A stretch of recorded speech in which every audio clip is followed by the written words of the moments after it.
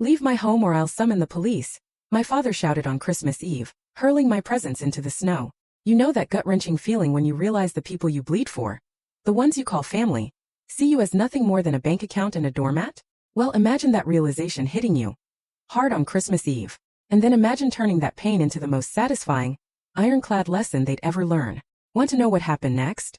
My name is Olivia Campbell, I'm 32 years old, and this is the story of the Christmas Eve that nearly broke me, but instead became the most expensive, utterly unforgettable lesson my family ever learned about property law, hidden ownership, and what happens when you mistake the actual landlord for a beggar.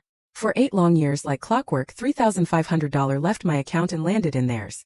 Direct deposit, first of the month, never a single miss. That money covered Mom's endless medical bills, Dad's retirement gap, which was really just his gambling addiction disguised, and Marcus's temporary setbacks that somehow always turned permanent. And let me tell you, I have the bank statements. 96 consecutive transfers. $336,000. Every single cent accounted for. But here's the brutal truth about being the invisible daughter. Your sacrifices, your contributions, they just vanish.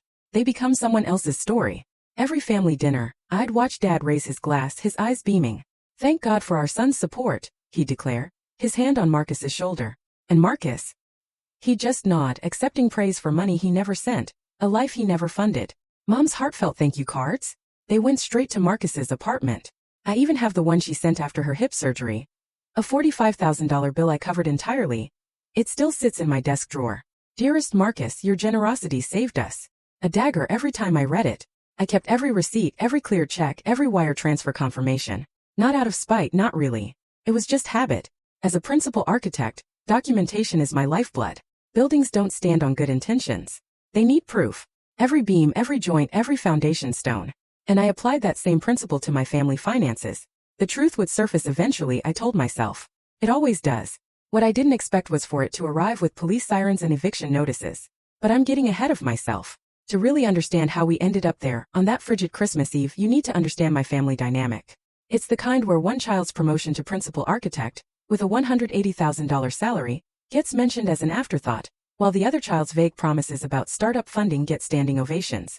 Thanksgiving 2024 should have been my crystal clear warning. Full story on the channel. Link below. Click now and watch what happened next.